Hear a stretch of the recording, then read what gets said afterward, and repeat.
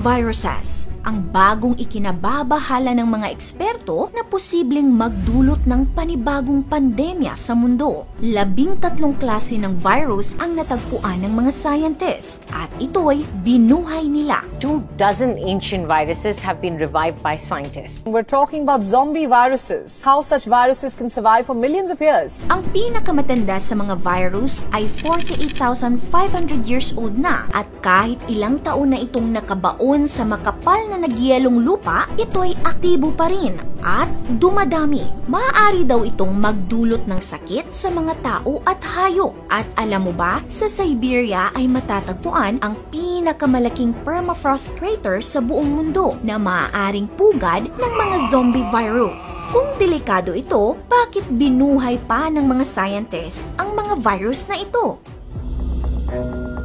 Taong 2016 ay merong nangyaring outbreak ng sakit na anthrax sa Russia. Dahil sa heatwave o matinding init sa Russia sa taong iyon, natunaw ang permafrost at lumitaw ang bangkay ng isang nagyeyelong reindeer na 75 years nang frozen. Ang usa ay infected pala ng anthrax na isang nakakahawang sakit at ito'y na-release sa hangin at nagdulot ng sakit. 90 katao ang naospital, isang bata ang namatay at libo-libong reindeer din ang nagkasakit. Ang permafrost ay isang bahagi ng lupa na nagyelo sa loob ng matagal na panahon. Napakalawak ng nasasakupan ng permafrost sa mundo. Sa katunayan, sa Northern Hemisphere, sakop nito ang nasa humigit kumulang 23 million square kilometers. Halos 2.5 times na mas malaki ito kaysa land area ng United States. Dahil sa global warming ay unti-unting natutunaw ang permafrost ng mundo at dahil dito ay lumilitaw ang mga sinaunang viruses at mga bakterya na posibleng nagdadala ng sakit. Kaya naman ang mga researchers mula sa France, Germany at Russia ay pinag-aralan ang permafrost para maiwasan ang ganitong pangyayari.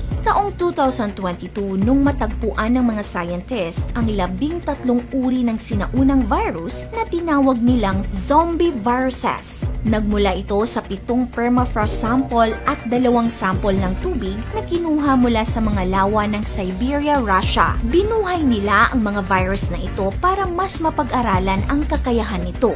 Gumamit sila ng amoeba bilang pain at nilagay sa mga samples. Nakita nila na ang mga virus na nagtatago lamang ay inatake ang amoeba at ito'y nag-replicate o dumami. Pero bakit kaya ito tinawag na zombie virus?